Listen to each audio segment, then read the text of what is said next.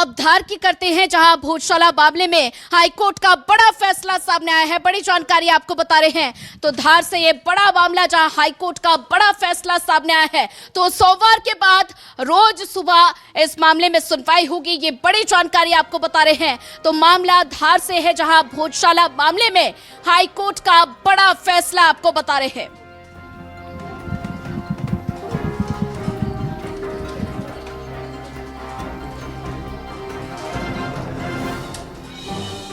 तो हाईकोर्ट का बड़ा फैसला सामने आया है और धार भोजशाला मामले में सोमवार से रोज सुनवाई होगी।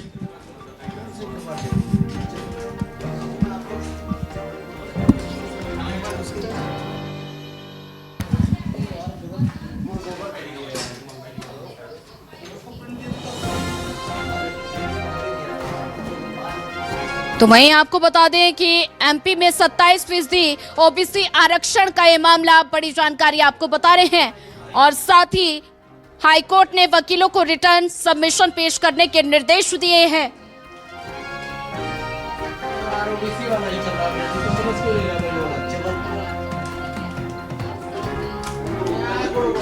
हम आज प्रेजेंट हुए और हमने ये रखा कि इस मामले की त्वरित सुनवाई की जाए, जैसा कि सुप्रीम कोर्ट ऑलरेडी आदेश दे चुका है। तो रिटर्न सबमिशन के लिए कोर्ट ने बोला कि आप सभी पार्टियां अपने समस्त रिटर्न सबमिशन फाइल कर दें और अगले जो 3 दिन तय मुकर्रर किए गए उन 3 दिन में इसकी सुनवाई स्टार्ट होगी। इस पर एक और हमने क्वेश्चन रखा था कि इसमें इश्यूज फ्रेम कर दिए जाएं कि कौन से इश्यूज पे परिचर्चा होगी, क्या मुख्य बहस होगी। तो कोर्ट ने कहा कि जब सभी वकील अपने रिटर्न सबमिशन दे देंगे तो अगली जब तारीख सुनवाई करेंगे उससे पहले, सुनवाई प्रारंभ करने से पहले वो इश्यूज को फ्रेम कर देंगे कि कौन से मुख्य विषय हैं और फिर इस पर कार्रवाई होगी और इस पर हियरिंग चलेगी। तो बेंच ने भी, चीफ जस्टिस साहब ने भी ये कहा कि हमें इसके जल्दी सुनवाई करनी पड़ेगी और उन्होंने 3 दिन मुकर्रर किए और 2 बातें कही कि रिटर्न सबमिशन सब लोग फाइल कर दें, इश्यूज को हम हियरिंग से पहले फ्रेम करेंगे, मतलब जो विषय हैं जिस पे गहन अध्ययन होगा और बहस होगी उसको वो पहली तारीख से पहले फ्रेम करेंगे। तो वहीं आपको बता दें कि एमपी में 27% ओबीसी आरक्षण का ये मामला और हाईकोर्ट ने वकीलों को रिटर्न सबमिशन पेश करने के निर्देश दिए हैं और साथ ही सुनवाई से पहले सारी चीजें स्पष्ट कर ली जाए। हाईकोर्ट की तरफ से ये कहा गया 27, 28, 29 अप्रैल को लगातार मामले में सुनवाई होगी।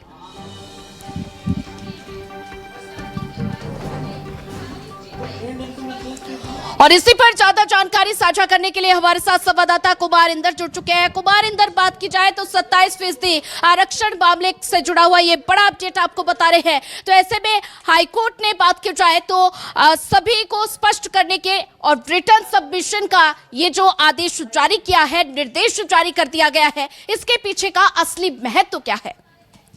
सभी को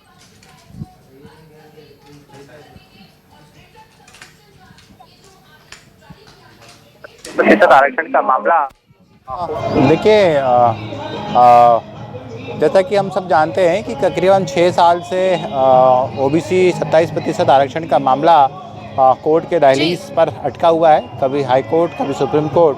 अब फाइनली लंबे इंतजार के बाद सुप्रीम कोर्ट ने सारे केस लगभग ये कह सकते हैं कि 80 से ज़्यादा याचिकाएं अलग अलग लोगों की जो है इस ओबीसी आरक्षण को लेकर लगी थी, इसमें पक्ष और विपक्ष दोनों ही शामिल है। उसमें सुप्रीम कोर्ट ने डिसीजन 19 फरवरी को दे दिया है कि मार्च को, कि पूरे मामले की सुनवाई हाई कोर्ट ही करेगा और हाई कोर्ट बेहतर तरीके से वहाँ की स्थितियों को, राजनीतिक स्थितियों को और समीकरणों को बेहतर तरीके से समझ सकता है, उसके ज़्यादा नज़दीक है, लिहाजा हाई कोर्ट इसको सुनवाई करे। तो उसी तारतम्य में आज हाई कोर्ट में तमाम लोग वहाँ पर पहुँचे हुए थे। दिल्ली से, सुप्रीम कोर्ट से भी कुछ वकील आए थे, इसमें ओबीसी महासंघ के भी और सरकार की तरफ से भी तमाम वो संबंधित वकील यहाँ पर मौजूद थे।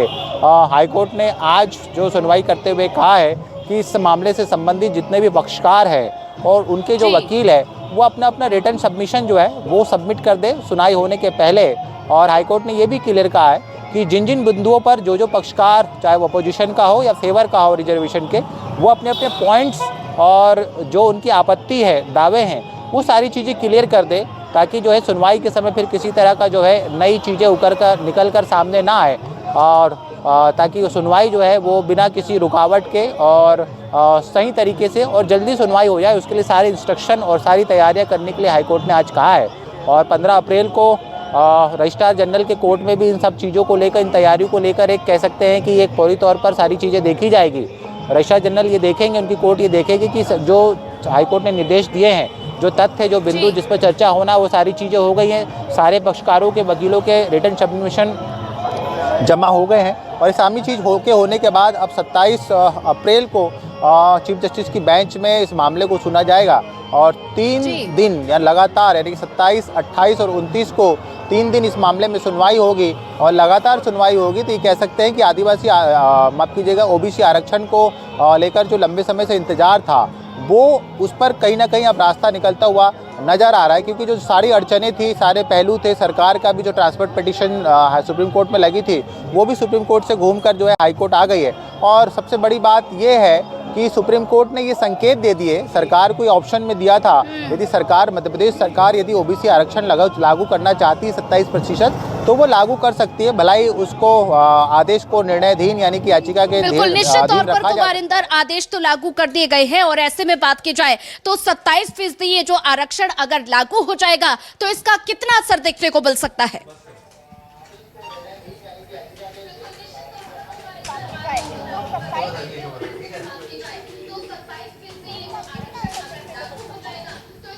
देखिए, असर की जो बात आप कह रही हैं, ऐसे बहुत सारे विभाग के अभ्यर्थी हैं जो होल्ड पर हुए हैं और ऐसे बहुत सारे लोग हैं जो उम्रदराज हो गए हैं। ऐसे बहुत सारे कैंडिडेट हम जानते हैं जो बॉर्डर पर होते हैं और जिनकी उम्र सीमा निकल जाती है, ऐसे बहुत सारे उम्र सीमा निकल गई है, लेकिन अभी भी ऐसे बहुत सारे परिवार, ऐसे बहुत सारे कैंडिडेट, ऐसे बहुत सारे लोग हैं जिनको ये उम्मीद है कि यदि इसका फैसला जल्दी आ जाता तो वो ओबीसी आरक्षण का लाभ लेकर जो है बहुत सारी चीज़ें, यानी मतलब नौकरी में या अन्य चीज़ों का उसका लाभ ले सकते हैं। बात जो आप कर रही थी, मध्य प्रदेश में यदि ओबीसी के हिसाब से देखा जाए तो 50% से ज़्यादा तकरीबन 51% आबादी मध्य प्रदेश में ओबीसी की है। तो ऐसे में ये फैसला आता है तो समझिए आधे मध्य प्रदेश से ज़्यादा लोगों के लिए एक बड़ा तोहफा, ये कह सकते हैं कि बड़ा फैसला, मध्य प्रदेश के लिए एक निर्णायक मोमेंट साबित होने वाला है, जिसका मध्य प्रदेश की आधी आबादी को इंतजार है, तमाम संगठन के लोगों को भी इंतजार है और सरकार भी बार बार ये कहती आई है कि ओबीसी आरक्षण 27% आरक्षण देने के लिए बाध्य है और इसके लिए प्रयासरत है।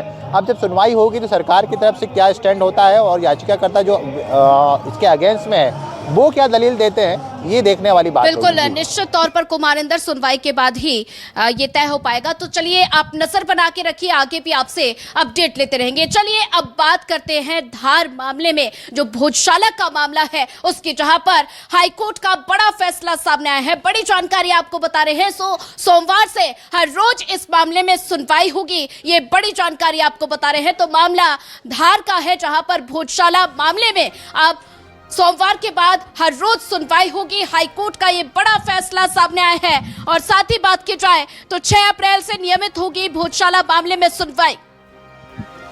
तो याचिकाकर्ताओं और आपत्तिकर्ताओं के पक्ष को सुना जाएगा और 4 याचिका और 1 अपील पर हाईकोर्ट में सुनवाई हुई और हिंदू और मुस्लिम पक्ष ने कोर्ट के सामने पक्ष रखे हैं। तो ये बड़ी जानकारी आपको बता रहे, 6 अप्रैल से नियमित होगी भोजशाला मामले में सुनवाई और साथ ही हिंदू और मुस्लिम दोनों पक्षों को कोर्ट के सामने अपना पक्ष रखने की अनुमति है। और साथ ही हिंदू पक्ष से विष्णु शंकर जैन पेश हुए और मुस्लिम पक्ष की बात की जाए तो सलमान खुर्शीद पेश हुए हैं।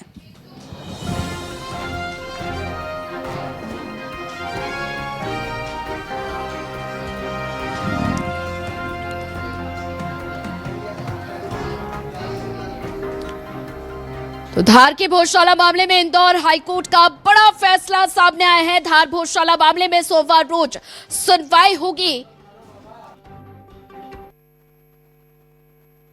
सभी पक्षों ने उपस्थित होकर कल जो माननीय सुप्रीम कोर्ट ने मुस्लिम पक्ष की जो एक एसएल पे लगी थी उसमें जो आदेश दिया है वो न्यायालय को अवगत कराया है।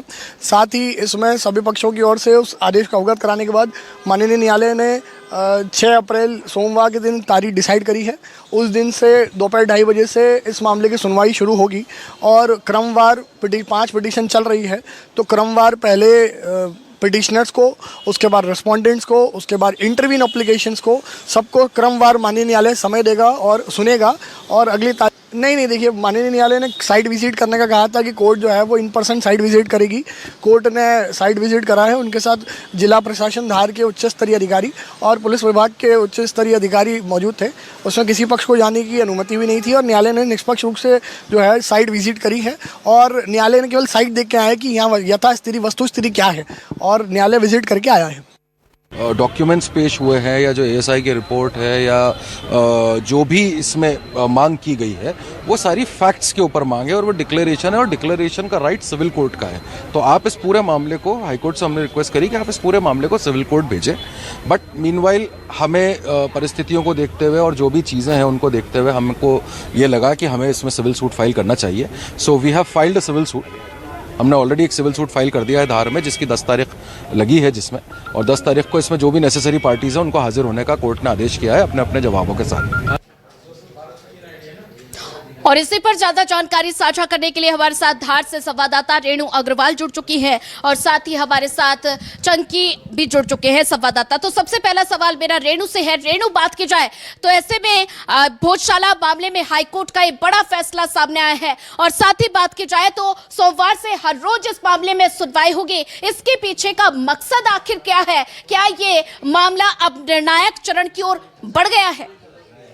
बिल्कुल सोनिया, मैं आपको बता दूं कि भोजशाला मामले में जो 6 अप्रैल से 2:30 बजे से जो नियमित सुनवाई होगी उसको लेके जो है अब अंतिम चरण में ये मामला चल रहा है, क्योंकि ये 2022 से ये मामला चल रहा है। उसके बाद से लगातार जो है इस मामले में आर्कियोलॉजिकल सर्वे ऑफ इंडिया के द्वारा वैज्ञानिक तथ्यों के आधार पर भोजशाला का सर्वे किया गया था और सर्वे की रिपोर्ट जो है सुप्रीम कोर्ट के निर्देश के अनुसार हाईकोर्ट को सौंपी जा चुकी है, जो कि रिकॉर्ड में ली जा चुकी है और दोनों ही पक्षकारों को सुपुर्द भी कर चुकी है हाईकोर्ट। वही आपको बता दें कि इसको लेकर जो है लगातार जो है मुस्लिम पक्ष अभी सुप्रीम कोर्ट भी गया था। उसके पश्चात सुप्रीम कोर्ट ने ये कहा कि इस मामले की सुनवाई जो है हाईकोर्ट में ही होगी और आज हाईकोर्ट में बताया गया है कि 6 अप्रैल से जो है 2:30 बजे से इसकी नियमित सुनवाई होगी और अब ये अंतिम चरण में लगता है कि अभी अंतिम चरण में सुनवाई होना है। लगातार दोनों पक्षों को अपने अपने पक्ष रखना है, अपने अपने दावे आपत्ति रखना है। उसको लेके अब ये लगातार जो है प्रकरण हाईकोर्ट में चलेगा और उसके बाद ये लड़ाई जो है निर्णायक दौर में पहुंच जाएगी और भोजशाला का जो अहम मुद्दा है वो अब निर्णायक दौर की लड़ाई लड़ रहा है कोर्ट में। जी बिल्कुल, रेणु बने रहिए हमारे साथ। चंकी वाजपेयी भी जुड़ चुके हैं। चंकी, बात की जाए तो अब मामले में 6 अप्रैल से नियमित सुनवाई होगी। क्या मामला अब अपने अंतिम चरण की ओर बढ़ गया है? क्या मामले में जल्द फैसला आने की उम्मीद नजर आ रही है?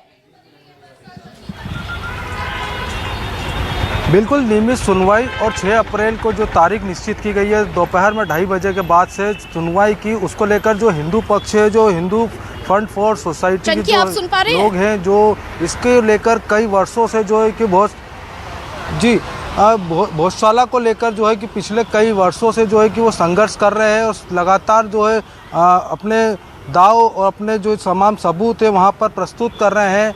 उसको लेकर जो है वो अब उनमें काफ़ी उत्साह का माहौल है। उनका साफ तौर पे कहना है कि अब लगातार जिस तरीके से सुनवाई होगी कहीं ना कहीं उनको निर्णय और न्याय दोनों ही मिल पाएगा।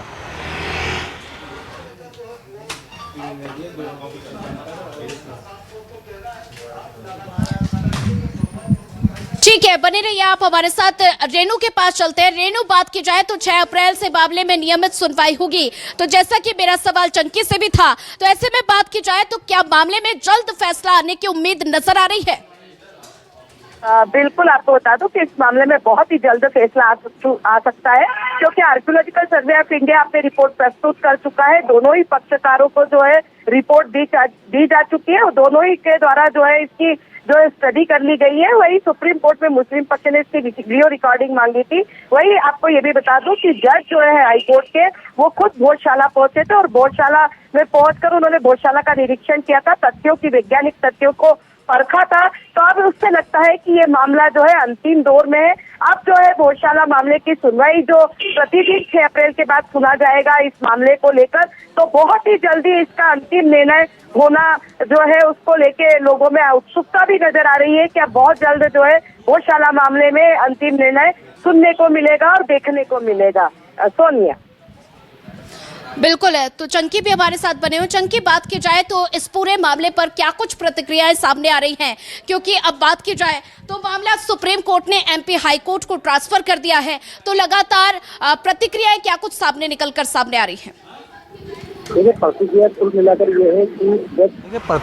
मिलाकर ये है कि जब मुस्लिम समाज सुप्रीम कोर्ट गया था, सुप्रीम कोर्ट से जब उन्होंने वहाँ से निर्देश हुए कि हाई कोर्ट ही पूरे मामले को सुनेगा, लेकिन उसी बीच में एक सिविल कोर्ट में जो है कि एक याचिका मुस्लिम पक्ष के द्वारा लगाई जाती है, उसमें जो है कि तमाम तथ्यों और सुनवाई के लिए आग्रह हाई कोर्ट के समक्ष किया जाता है कि सिविल कोर्ट का मैटर है, इसको वहाँ पर सुना जाए, और उसी के तहत एक तारीख ली जाती है और तारीख के तहत सुनवाई होती है, और उसकी जो अगली तारीख है वो 10 अप्रैल सिविल कोर्ट के धार में दी गई है। अब वहाँ पर 10 तारीख को सुनवाई होना है, लेकिन उससे पहले जो 6 अप्रैल को हाई कोर्ट में सुनवाई की तारीख सुनिश्चित की गई है, जहाँ पर एक चीज़ और बोल दी गई है, बताई गई है कि इसमें जो नियमित सुनवाई होगी, यानी कि रोजाना सुनवाई की और जल्द सुनवाई की बात की गई है, जिसके कारण हिंदू पक्ष में काफ़ी उत्साह का माहौल, क्योंकि यह लड़ाई आज या 10 सालों की लड़ाई है हिंदू पक्ष की ओर से, सालों से जो है कि इसमें संघर्ष किया जा रहा था, लेकिन अब जिस तरीके से मामला लगातार हाई कोर्ट इसमें अपना संज्ञान ले रहा है, यहाँ तक कि कोर्ट